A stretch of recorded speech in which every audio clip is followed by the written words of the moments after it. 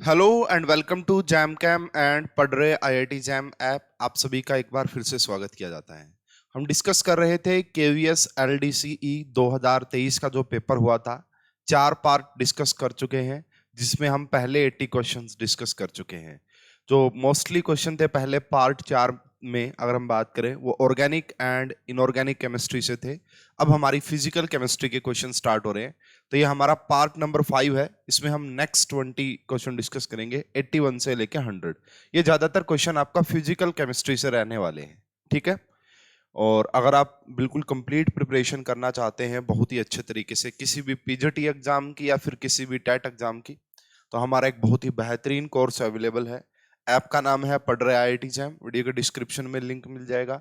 ये दोनों contact number यहाँ पे शो हैं। सारी जानकारी आप इन पे कॉल करके ले सकते हैं। चलिए भाई, बिल्कुल भी देरी ना करते हुए स्टार्ट करते हैं। सबसे पहला क्वेश्चन आपका कंसंट्रेशन टर्म से रिलेटेड है। तो यहाँ पे क्या कहा गया है? If concentration of glucose in blood gram per litre weight by volume, ये एक कंसंट्रेशन टर्म होती है जिसे हम वेट बाई वॉल्यूम बोलते हैं। इसमें यहाँ ये जो वेट होता है ये वेट ऑफ सॉल्यूट होता है और वॉल्यूम यहाँ पे वॉल्यूम ऑफ सॉल्यूशन होती है। इसकी मोलैरिटी आपको बतानी है, मोलैरिटी। तो देखिए, अगर हम बात करें मोलैरिटी का फार्मूला क्या होता है या मोलैरिटी की डेफिनेशन क्या होती है। मोलैरिटी की डेफिनेशन हम इस तरीके से बोलते हैं, number of moles of solute divide by volume of solution in litre. भाई, number of moles of solute को डिवाइड कर दीजिए वॉल्यूम ऑफ सॉल्यूशन से, लीटर से, तो आपका आंसर आ जाएगा। तो हमारा काम बन गया। वॉल्यूम यहाँ पे लीटर में दे रखी है, वॉल्यूम का कोई इशू नहीं है। आपका यहाँ पे एम सिर्फ एक ही है, number of moles of solute निकालना। तो नंबर ऑफ मोल्स कैसे निकालते हैं सोल्यूट के? गिवन वेट तो ये दे रखा भाई आपका 0.9 ग्राम, और इसको डिवाइड कर देंगे ग्लूकोज के मॉलिक्यूलर वेट से जो कि 180 होता है, जो कि 180 होता है। अगर आप इसको इससे डिवाइड करते हैं तो करेक्ट आंसर आएगा 0.005। करेक्ट आंसर आएगा 0.005, जो कि आपका ऑप्शन नंबर 4 है। ठीक है, ध्यान से समझिएगा। यहां पे आपको ग्राम पर लीटर में गिवन था, तो ये जो होता है ना ऊपर, this is weight of solute and this is volume of solution. पर लीटर का मतलब 1 लीटर है, ठीक है। अगर आपने नंबर ऑफ मोल्स निकाल लिया divide by volume in litre, वो तो 1 दे रखी है, तो नंबर ऑफ मोल्स कितने निकल गए? 0.0। यही मोलैरिटी होगी। तो यही इस क्वेश्चन का करेक्ट आंसर आ जाना चाहिए था, 4th। इजी क्वेश्चन पूछे हैं कुछ, 2-4 क्वेश्चन को छोड़ के। फिजिकल केमिस्ट्री में इजी क्वेश्चन है, टू द पॉइंट, ज्यादा मत सोचना। एक चीज मैंने देखी है फिजिकल केमिस्ट्री में कि इन क्वेश्चन में ज्यादा नहीं सोचना, एडवांस नहीं सोचना कि हाँ हाँ बिल्कुल बेसिक, बहुत ही आसान। मतलब बेसिक सोचना, एडवांस मत सोचना। एडवांस सोचोगे टाइम खराब होगा, आंसर भी नहीं निकलेगा। बेसिक अप्रोच भाई, हाँ हाँ अच्छा इतना सिंपल, मतलब ऐसा लगेगा आपको इतना सिंपल पूछ रहा है। जैसे देखिएगा आगे के क्वेश्चंस में। नेक्स्ट क्वेश्चन की बात करते हैं। The molality of a solution which contain this and this, सब कुछ दे दिया। हमें पता होता हमारा जो मोलैलिटी का फॉर्मूला क्या होता है, number of moles of solute divide by weight in, अगर आप ग्राम में बात करेंगे तो 1000 से मल्टीप्लाई कर दीजिएगा, और किलोग्राम में होता तो 1000 लगाएंगे नहीं। अब देखो मोलैलिटी निकालनी, number of moles of solute निकाल लेंगे। कहां से निकालेंगे? ये दे रखा जी, और इसको इससे करना है, ठीक है। वेट दे रखा है 500 ग्राम, ग्राम में दे रखा था। देखो यहां पे क्या करेंगे, 18.25 को डिवाइड कर देंगे किससे? इसका 35.5 होता है और 1 36.5 के करीब आ गया, ठीक है। ये तो number of moles of solute हो गई। वेट कितना दे रखा है सोलवेंट का? 500 ग्राम। इनटू में क्या कर देंगे, 1000 से मल्टीप्लाई। इसको डिवाइड करोगे ये 2 आ जाएगा, इसको डिवाइड करोगे नीचे 2 आ जाएगा, 2 से 2 क्या हो जाएगा, कैंसिल। करेक्ट आंसर आ जाएगा 1 स्मॉल m, यानी कि 1 molal. Molal is the unit of molality, molality की यूनिट होती है। और भाई मोलैलिटी ऐसी कंसंट्रेशन टर्म है जो टेम्परेचर के ऊपर डिपेंड नहीं करती है, टेम्परेचर से चेंज नहीं होती है मोलैलिटी। मोलैरिटी भी हो जाती है, नॉर्मेलिटी भी हो जाती है, क्योंकि वहां पे वॉल्यूम होती है, और वॉल्यूम टेम्परेचर से चेंज हो जाती है। तो कई बार पूछा जाता है कि बताइए which of the flowing concentration term is independent from temperature, तो molality is the correct answer. Hope कि ये क्वेश्चन आपको समझ में आ गया होगा। बिल्कुल सिंपल सा क्वेश्चन था, ज्यादा कुछ सोचना नहीं था। नेक्स्ट क्वेश्चन फिर से कंसंट्रेशन टर्म से ही है, मोलैरिटी आपसे पूछी है। A solution is prepared by dissolving 18.25 gram sodium hydroxide in distilled water to give इतना ml। सब कुछ तो दे रखा है, क्या करना है, नंबर ऑफ मोल्स निकालिए। कितना? 18.25 गिवन है, इसको डिवाइड कर दो NaOH के, सोडियम का हो गया 23 और एक 24 और 16, 40 के करीब आ गया, 40। ये number of moles of solute आ गया। यहां पे डिवाइड किया, वॉल्यूम कितनी दे रखी है 200 ml, अगर ml दे रखी तो 1000 से मल्टीप्लाई कर देना, अगर ml दे रखी तो 1000 से मल्टीप्लाई कर देना। ठीक है, ये गया इसके 5 पे, ठीक है, और ये गया इसके 8 पे। यहां पे जब आप 18.25 को डिवाइड करोगे 8 से, 8 दूनी 16, तो 2 के आसपास आएगा, 2 के आसपास आएगा। एग्जैक्ट 2 तो नहीं आने वाला है, अगर 16 होता तो एग्जैक्ट 2 होता, 2 से थोड़ा सा ज्यादा आएगा, 2 से थोड़ा सा ज्यादा आ रहा है आपका 2.28। B is the correct answer, यानी कि सेकंड इस क्वेश्चन का सही आंसर होगा। देख रहे हो कितने सिंपल क्वेश्चन पूछ रहा हूं, बहुत सिंपल क्वेश्चन है। ठीक है, नेक्स्ट क्वेश्चन की बात करते हैं। ये देखिए, ये थोड़ा सा लिटिल बिट ट्रिकी है बट ज्यादा नहीं है, मोल कंसेप्ट से रिलेटेड है। विच of the following has greatest number of ions, किसके नंबर ऑफ आयंस ग्रेटेस्ट होंगे? तो नंबर ऑफ आयंस किस पे डिपेंड करते हैं? मोल निकाल लो, मोल की मल्टीप्लाई कर देना आपका एवोगैड्रो नंबर से, तो आयंस आ जाते हैं, आयंस। और भाई आपका एवोगैड्रो से आयंस आ जाएंगे, और भाई ये कंपाउंड कितने आयंस में टूट रहा है, जैसे NaCl, Na पॉजिटिव और Cl नेगेटिव में 2 हो गया, इस तरीके से। तो सबसे पहले देखो 50 ग्राम 50 ग्राम 50 ग्राम 50 ग्राम, वेट सभी का सेम है। ठीक है, तो अगर मैं यहाँ पे मोल्स निकालने जाऊं, मोल्स कैसे निकालते हैं भाई हम? गिवन वेट बाई में मोलिकुलर वेट। अब ये सभी का सेम है, ये सभी का सेम है। नीचे वाला देखो, अब नीचे में एक 58 है, एक 94 है, एक 62 है और एक 111 है। देखो नीचे वाली टर्म जितनी कम होगी ना, मोल उतने ज्यादा होंगे। समझ पा रहे हो मेरी बात को? तो सबसे कम कहां दिख रहे हैं अपने को? वैसे चलो आगे बात कर लेते हैं। चलो भाई, अब ये मोल्स आ गए, अगर अपने को नंबर ऑफ आयंस चाहिए, नंबर ऑफ आयंस, तो कैसे निकालेंगे? मान लेता हूं कि मोल्स हैं हमारे W/m, इनटू में क्या कर देंगे एवोगैड्रो। ठीक है, इसके बाद एक और चीज से मल्टीप्लाई करनी कि कितने आयंस में ब्रेक होगा, Na पॉजिटिव Cl नेगेटिव 2 हो गए, ऐसे करके। ठीक है ना, तो ये सारी चीजें सेम है। अब दो चीजों पे यहाँ पे क्वेश्चन डिपेंड कर रहा है आपका, एक तो इस मोलिकुलर वेट पे और एक यहाँ पे कितने आयंस में ये कंपाउंड ब्रेक होगा, उस पे, दो चीजों पे डिपेंड कर रहा है। तो अगर वेट की बात करें तो 58 सबसे कम आ रहा है, अगर 58 सबसे कम आ रहा है तो नंबर ऑफ आयंस सबसे ज्यादा आने की पॉसिबिलिटीज है। ठीक है, 58। बट यहाँ पे जब देखो, अगर मैं बात करूं यहाँ पे ऑप्शन फर्स्ट का बताता हूं क्या होगा, W वैसे का वैसा पड़ा रहने दो, 50 है, कोई मतलब नहीं है। यहाँ पे करोगे 58, Na का भी कोई खास यूज नहीं है इस कंपैरिजन में, ये 2 मान लेते हैं कि भाई NaCl 2 आयंस में ब्रेक होगा, एक Na पॉजिटिव और एक Cl नेगेटिव में। ठीक है ना, ये रहा। सेकंड ऑप्शन की अगर आप बात करोगे तो क्या करोगे, W को डिवाइड कर दोगे किससे, 94 से, इनटू में Na और इनटू में यहां पे देखो ये दे रखा भाई आपका 2K पॉजिटिव में ब्रेक होगा प्लस O2 नेगेटिव में ब्रेक होगा, तो नंबर ऑफ आयंस कितने हो गए यहाँ पे, 3 से मल्टीप्लाई कर दीजिए। ठीक है, उसके बाद थर्ड ऑप्शन पे जाएंगे तो क्या होगा, W divide by 62 Na, into में क्या आ जाएगा, यहां पे भी 3 आएगा। क्यों? क्योंकि सेम कहानी बनेगी, 2Na पॉजिटिव प्लस में O2 नेगेटिव, सेम कहानी, 3 आ गया। और लास्ट वाले की बात करेंगे तो यहां पे भी 3 आ जाएगा, बट 111 है। अब आप देखो इसमें कंपैरिजन कीजिए, 62 को जब आप इससे डिवाइड करेंगे तो यह आ गया 2 और 0 पॉइंट समथिंग आएगा, मतलब 2। ठीक है, और यहां पे इसको डिवाइड करोगे तो कितना आ रहा है, ये तो बहुत आ रहा है भाई, है ना, ये तो बहुत आ रहा है आपका, उससे तो ज्यादा आ रहा है। तो सबसे ज्यादा नंबर ऑफ आयंस जो होंगे ना, वो आपका ऑप्शन नंबर 3 में होंगे। ऑप्शन नंबर 3 में, चाहे आप इनको कैलकुलेट करके देख लेना, सबसे बड़ा जो नंबर आएगा वो ऑप्शन नंबर 3 में आने वाला है। तो इस तरीके से इस क्वेश्चन को आप अप्रोच कर सकते थे। होप कि आपको ये समझ में आ गया होगा। वैसे समझाने में टाइम लगा बट ट्रिकी है, जल्दी से आप इसको अटेम्प्ट कर सकते थे। नेक्स्ट क्वेश्चन की बात कर लेते हैं। Designation given to the orbital, देखिए n की वैल्यू 2 है तो 2 ही लिखेंगे, और l की वैल्यू देखो मैं लिख देता हूं, l की वैल्यू 0 होती है s ऑर्बिटल के लिए, 1 होती है p ऑर्बिटल के लिए, 2 होती है d ऑर्बिटल के लिए, 3 होती है f ऑर्बिटल के लिए।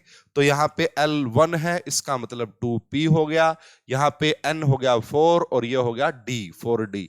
तो आंसर क्या आ जाएगा, 2p एंड 4d, है ना। एटॉमिक स्ट्रक्चर से सिंपल सा क्वेश्चन, 2p एंड 4d, इसको तो कोई भी बच्चा इजीली अटेम्प्ट कर देगा। Next question, consider the following species, these all are isoelectronic species, सभी के पास 18 इलेक्ट्रॉन है। अब ये कह रहा है कि आयनाइजेशन एनर्जी का करेक्ट ऑर्डर बताइए। देखिए नियर अबाउट सेम है, तो हमें ये पता है कि कटायन का मतलब है इलेक्ट्रॉन की कमी, और कटायन से इलेक्ट्रॉन निकालना बड़ा मुश्किल होता है, कटायन से इलेक्ट्रॉन निकालना बड़ा मुश्किल होता है, इसलिए कटायन की आयनाइजेशन एनर्जी ज्यादा होगी, फिर न्यूट्रल की और फिर अनायन की, अगर वो आसपास के स्पीसीज हैं तो यहाँ पे देखो भाई, ये इस क्वेश्चन का करेक्ट आंसर आएगा सेकंड, कटायन के पॉजिटिव की सबसे ज्यादा, फिर आर्गन। क्यों? क्योंकि यहाँ पे भाई कटायन से इलेक्ट्रॉन निकालना बड़ा मुश्किल हो जाता है, ये इस क्वेश्चन का करेक्ट आंसर आएगा सेकंड। नेक्स्ट क्वेश्चन की बात करते हैं भाई, आपको यहाँ पे एनर्जी का ऑर्डर बताना है, इंक्रीजिंग ऑर्डर ऑफ एनर्जी, तो इसके लिए हम यूज करते हैं n+l रूल। क्या करते हैं? n+l की वैल्यू जितनी ज्यादा उतनी ही ज्यादा एनर्जी। तो देखो, अगर हम यहाँ पे बात करें, n+l करोगे 6 आएगा, n+l करोगे 5 आएगा, n+l करोगे 5 आएगा, n+l करोगे 6 आएगा। अब फर्स्ट और फोर्थ में कैसे कंपैरिजन करें? तो देखो भाई, जिसकी n की वैल्यू कम होती है उसकी एनर्जी भी कम होती है। अगर कभी भी n+l की वैल्यू सेम हो जाए तो ये देख लेना, n की वैल्यू जिसकी कम उसकी एनर्जी भी कम।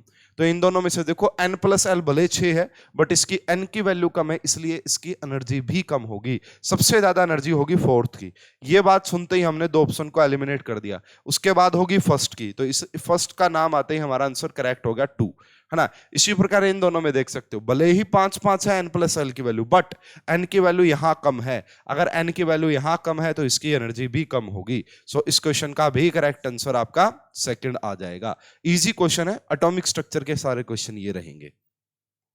नेक्स्ट क्वेश्चन आप देख सकते हैं भाई, ये आप some basic concept of chemistry से रिलेट कर सकते हैं। Chlorine exist in two isotopic form, chlorine 17 और chlorine 37 and chlorine 35। Atomic weight यानी कि एवरेज वेट यही होता है जो कि हम कंसिडर भी करते हैं 35.5। This indicate that ratio of chlorine 37 and chlorine 35 कितना होगा। देखिए, इस क्वेश्चन को करने का एक सिंपल सा तरीका मैं बता देता हूं, वैसे तो और भी मेथड हो सकते हैं। क्लोरीन 35 आप मान लीजिए कि भाई वो उसकी अबंडेंस हम मान लेते हैं कि A1% है। कितनी है? A1% है ना। एंड क्लोरीन 37 की अबंडेंस कितनी हो जाएगी भाई आपका 100 माइनस A1% मान लेते हैं भाई, ये उसकी अबंडेंस होगी, 100% टोटल है। ठीक है, अब इसके लिए जो मेनली फॉर्मूला लगता है ना वो ये लगता है भाई, आपका जो एवरेज मास होगा, आपका जो एवरेज मास का फॉर्मूला होता है वो क्या कहता है? m1 भाई कितना मोलिकुलर वेट है और उसकी अबंडेंस परसेंटेज कितनी है, प्लस में आपका मोलिकुलर वेट कितना, उसकी अबंडेंस परसेंटेज कितनी है, और नीचे टोटल कर देंगे ये वाला, इस तरीके से।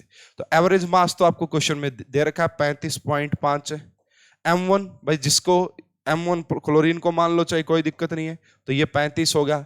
अबंडेंस इसकी A% मान ली, ठीक है ना, A% होगी, प्लस में m2 कितना हो गया 37, इसकी कितनी हो गई 100 माइनस ये, इन दोनों को जोड़ोगे 100%। ये सोल्व कर लेना, आंसर आ जाएगा। जो रेशियो आएगा वो 1:3 आएगा, है ना। जो रेशियो आएगा वो आपका 1:3 आएगा। कंसेप्ट मैंने समझा दिया, क्वेश्चन ऐसा कुछ नहीं कि कहीं नहीं मिलेगा, बहुत इजी है। आप देखेंगे किसी भी बुक में इजीली क्वेश्चन मिल जाएगा। आंसर मैंने बता दिया, तरीका मैंने बता दिया, कैलकुलेशन आप सोल्व कर लीजिएगा, आंसर निकल आएगा। नेक्स्ट क्वेश्चन की बात करते हैं। The number of wave made by Bohr electron in one complete revolution in its third orbit। बस यहां पे इस बात को ध्यान रखिए, थर्ड ऑर्बिट आ गया ना तो n की वैल्यू कितनी हो गई जी 3, n की वैल्यू कितनी हो गई 3। तो बस 3 देखो मेन, तो आप यहां पे बाकी कुछ देखने की ज्यादा जरूरत नहीं है, तो आपका हो जाएगा 3 lambda is the correct answer. 3 lambda is the correct answer, third orbit की बात की जा रही है। तो नेक्स्ट क्वेश्चन है भाई आपका, ये पीरियोडिक प्रॉपर्टीज से बहुत ही इजी क्वेश्चन है। These all are isoelectronic species. तो भाई कटायन का साइज छोटा होगा, कटायन का साइज छोटा होता है, अनायन का साइज बड़ा होता है। कटायन पे जितना ज्यादा पॉजिटिव चार्ज बढ़ेगा उसका साइज उतना छोटा होगा, कटायन पे जितना ज्यादा पॉजिटिव चार्ज बढ़ेगा उसका साइज उतना छोटा होगा।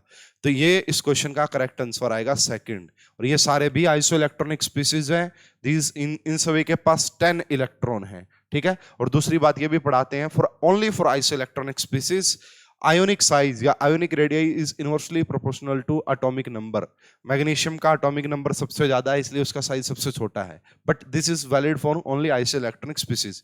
रटने की जरूरत नहीं है, कंसेप्ट मैंने बता दिया भाई, देखो है ना भाई, जितना पॉजिटिव चार्ज बढ़ेगा कटायन पे उसका साइज उतना छोटा होगा। एक मिनट भाई, एक मिनट, गलती से मैंने आपको ये चीजें बता दी हैं, आंसर इसका चेंज करना पड़ेगा। सबसे छोटा साइज मैग्नीशियम, यानी कि fourth is the correct answer, fourth is the correct answer. O2 negative का साइज सबसे बड़ा होगा, अनायन का साइज सबसे बड़ा होता है, जितना ज्यादा चार्ज बढ़ेगा अनायन पे उतना साइज भी उसका बढ़ता है। फोर्थ इस क्वेश्चन का करेक्ट आंसर आएगा। नेक्स्ट क्वेश्चन क्या भाई, ऑर्बिटल एंगुलर मोमेंटम किस क्वांटम नंबर पे डिपेंड करती है? तो वो डिपेंड करती है सिर्फ और सिर्फ आपका एल पे, है ना। फॉर्मूला भी होता है इसका √L/L+1 और इंटू में h/2π। This is the formula of orbital angular momentum. और यहाँ पे आप साफ साफ एक चीज देख पा रहे हैं कि यहाँ पे सिर्फ आपका एज़िमुथल क्वांटम नंबर का यूज हो रहा है ना, इस फॉर्मूला में। तो ऑर्बिटल एंगुलर मोमेंटम डिपेंड करती है सिर्फ और सिर्फ आपका एल के ऊपर। Fourth is the correct answer. Next क्या, the number of radial nodes and angular nodes for the 4p। p थोड़ा नीचे दिखाया गया, हालांकि ये 4p है, ठीक है ना, ऐसे 4p है ये, 4p के अंदर। तो देखिए भाई, अगर हम बात करें आपका रेडियल और एंगुलर नोड्स की बात करें तो यहां पे पॉसिबिलिटी क्या क्या बनती है? तो रेडियल नोड की एक हो गया जी आपका रेडियल नोड और एक होगा आपका एंगुलर नोड। तो इसका फॉर्मूला क्या होता है? n-l-1, ये इसका फॉर्मूला होता है। इसका फॉर्मूला क्या होता है? Only n, only l। तो इसमें देखो n की वैल्यू कितनी हो गई जी? 4, p के लिए होता है 1, फिर वापस से करेंगे 1 फॉर्मूले के अकॉर्डिंग, तो कितना आ गया रेडियल नोड्स? 2, है ना। l की वैल्यू कितनी होती है? 1। तो ऐसा पेयर देखिए जहां पे आ रहा है 2 और 1, 2 और 1, तो यहां पे 2 और 1 आ रहा है ऑप्शन नंबर बी के अंदर, ऑप्शन नंबर सेकंड के अंदर। रेडियल नोड का फॉर्मूला होता है n-l-1 एंड एंगुलर नोड का फॉर्मूला होता है ओनली l, ठीक है। तो p है, p के लिए l की वैल्यू 1 होती है, इसीलिए मैंने यहाँ पे 4 -1 किया तो 2 आ गया। इस प्रकार से आप निकाल सकते हैं, बहुत ही सिंपल क्वेश्चन है। नेक्स्ट क्वेश्चन क्या कहता है? डी ब्रोगली वेवलेंथ का क्वेश्चन है। A ball of mass 0.1 kilogram is moving with velocity. This wavelength associated with the ball this. तो भाई सीधी सी फार्मूला होता है lambda is equal to h/m into v, ये करना होता है ना। डी ब्रोगली का ये फॉर्मूला है। h आपको क्वेश्चन में गिवन है, ये रहा जी h आपका क्वेश्चन में, ठीक है। एंड आपका मास आपको क्वेश्चन में गिवन है 0.1 kg गिवन है। वेलोसिटी आपको क्वेश्चन में गिवन है, सब कुछ गिवन है। कैलकुलेशन सॉल्व कर लेनी है। इसका जो करेक्ट आंसर आएगा, इसका जो करेक्ट आंसर आएगा वो शायद बी आएगा भाई। एक बार फिर भी कैलकुलेशन सोल्व करके आप देख लेंगे, हाँ बी आएगा। देखो ये 0.1 हो गया और ये 10 होगा, कैंसिल करोगे तो 1 आ जाएगा नीचे, ऊपर ऊपर h है तो h की वैल्यू आ जाएगी सिंपल। कितनी आ जाएगी? h की वैल्यू। इस क्वेश्चन का करेक्ट आंसर सेकंड आ जाएगा, डी ब्रोगली का क्वेश्चन था। ये कुछ क्वेश्चन केमिकल बॉन्डिंग के आ गए हैं। अब which of the following has bond angle closest to 90 degree, है ना। कभी भी बॉन्ड एंगल का क्वेश्चन है, सबसे पहले हाइब्रिडाइजेशन चेक कीजिए। तो अमोनिया के भी sp3 है, इन सब के sp3 है, हाइब्रिडाइजेशन सेम होगी। फिर लोन पेयर चेक कर लीजिए, यहाँ पे 0 लोन पेयर है, यहाँ पे 2 है, यहाँ पे 2, यहाँ पे 1 है। जितने ज्यादा लोन पेयर होंगे, अगर हाइब्रिडाइजेशन सेम है, जितने ज्यादा लोन पेयर होंगे उतने कम बॉन्ड एंगल होगा। इसका मतलब आपसे क्लोजेस्ट 90 डिग्री पूछा है। वैसे हमें याद ही होता भाई इन सभी का, तो मैं अगर बताऊं याद होता है इन सभी का, हमें बॉन्ड एंगल याद होता है कि इसका तो 109 डिग्री के आसपास होता है, इसका थोड़ा सा और कम आ जाता है एक लोन पेयर आने की वजह से, इसका 104 डिग्री के आसपास होता है। और ये दिस इज ड्रैगोज कंपाउंड, ये क्या आपका ड्रैगोज कंपाउंड है। और ड्रैगोज कंपाउंड का जो बॉन्ड एंगल वो नियर अबाउट 90 डिग्री के आसपास होता है। H2S is the correct answer, ठीक है। अब ये ड्रैगोज कंपाउंड क्या होते हैं भाई? ऐसा ही pH3 के साथ भी होता है। अमोनिया के नीचे जो pH3 होता है ना, और कई बार ये क्वेश्चन भी पूछा जाता है भाई 104 डिग्री वाटर का है तो H2S का इतना कम कैसे होगा कि 90 डिग्री? तो उसके पीछे रीजन दिया जाता है H2S इज अ ड्रैगोज कंपाउंड। अब ड्रैगोज कंपाउंड क्या है भाई, उसके लिए तो पूरा कंसेप्ट पढ़ाना पड़ेगा, बहुत टाइम लग जाएगा। अब आप ये समझ के चलिए कि H2O के नीचे, अमोनिया के नीचे कुछ ड्रैगोज कंपाउंड एग्जिस्ट करते हैं जिनका बॉन्ड एंगल 90 डिग्री के आसपास होता है, ठीक है। तो ये बात समझ सकते हैं। वैसे अगर आप कंसेप्ट से जाना चाहते हैं मैं बता देता हूं कैसे। भाई इसका तो 109 डिग्री, देखो लोन पेयर 1 आ गया तो बॉन्ड एंगल कम हो गया, 2 लोन पेयर आ गया और कम हो गया। अब इन दोनों में कंपैरिजन करना होता है तो कैसे भाई, सराउंड जो सेंट्रल एटम है उसकी इलेक्ट्रोनेगेटिविटी कम हो रही है। अगर सेंट्रल एटम की इलेक्ट्रोनेगेटिविटी कम होगी तो बॉन्ड एंगल भी कम होगा, लेकिन 90 डिग्री के आसपास होने का रीजन दिया जाता है ड्रैगोस की वजह से। Second is the correct answer. Next question क्या भाई, CO2 जो है वो किसका आइसोस्ट्रक्चरल है?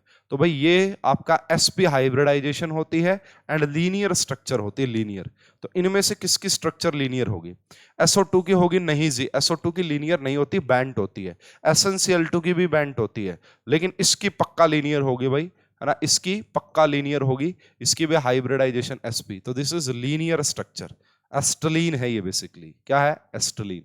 तो third is the correct answer, simple question है। नेक्स्ट क्वेश्चन की बात हम कर लेते हैं। Diborane, the hybridization of boron, तो दैट इज sp3 होती है भाई। क्या होती है? sp3। अगर मैं डाई बोरेन की स्ट्रक्चर आपको बना के दिखाऊं तो कुछ इस टाइप की स्ट्रक्चर होती है यहां पे।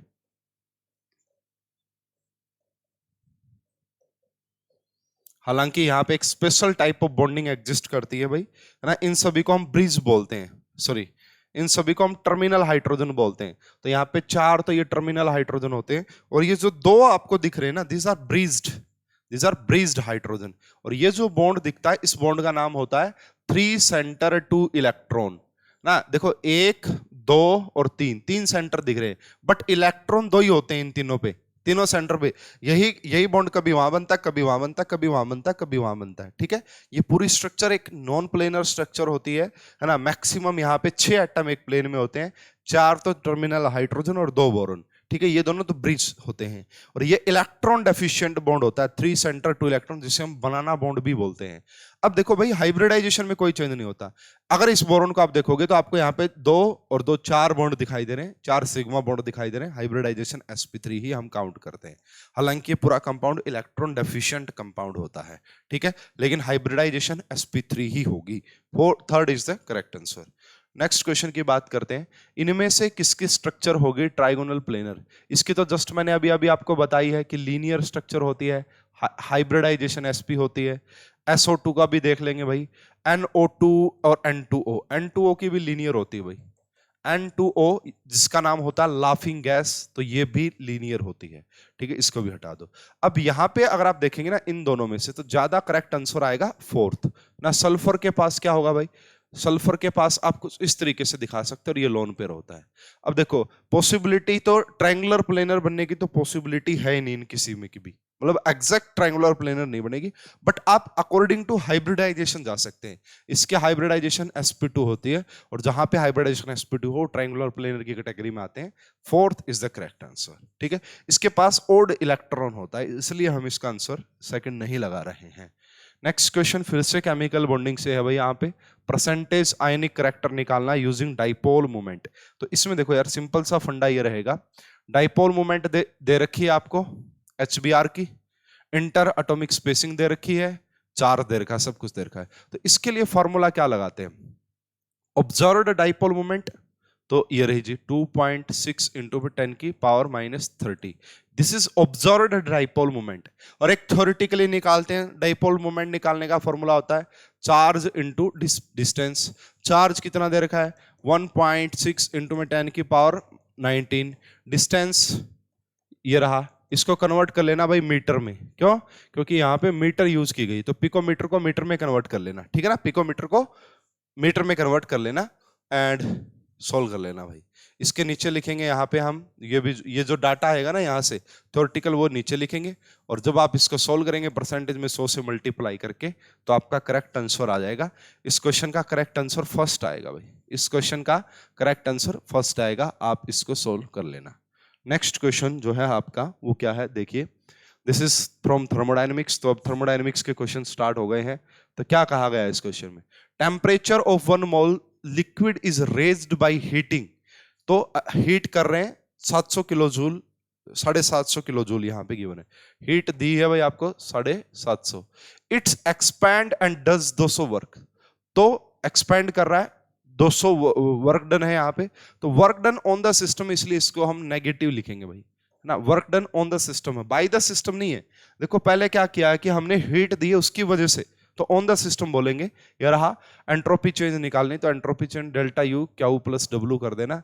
क्यू कितना है? 750, माइनस में कितना कर देंगे? प्लस -200। सॉल्व करोगे तो क्वेश्चन का करेक्ट आंसर आ जाएगा plus 550 joule. Plus 550 joule is the correct answer. इस क्लास का हमारा लास्ट क्वेश्चन है, question number 100। Which of the following is not correct? इनमें से कौन सी बात सही नहीं है? इनमें से कौन सी बात सही नहीं है? ठीक है। Internal energy does not discriminate between reversible and irreversible process whereas delta S, सही बात है ये तो। ठीक है। एस टोटल या फिर equal to S system, this is less than zero for irreversible process, नहीं भाई ऐसा नहीं होता। This is greater than zero होती है। ये आपका इरिवर्सिबल प्रोसेस के लिए एंट्रोपी चेंज सिस्टम की हो, सराउंडिंग की हो या फिर टोटल हो, वो ग्रेटर देन जीरो होती है। यही बात गलत लिखी हुई है, नॉट करेक्ट पूछा था, यही गलत है।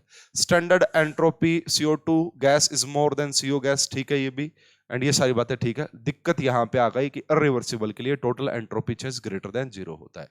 B is the correct answer. तो ये थे जी हमारे फिजिकल केमिस्ट्री के क्वेश्चन। अभी हमारा बस एक पार्ट रह गया है जिसमें हम लास्ट के 20 क्वेश्चन डिस्कस करेंगे। तो बहुत जल्दी मिलते हैं लास्ट पार्ट के साथ। होप कि आपको ये वीडियोज अच्छे से समझ में आ रहे होंगे, अच्छा लग रहा होगा। अगर आपको वीडियोज अच्छे लग रहे हैं तो लाइक और शेयर कीजिए। आप सभी का बहुत बहुत धन्यवाद। Thank you.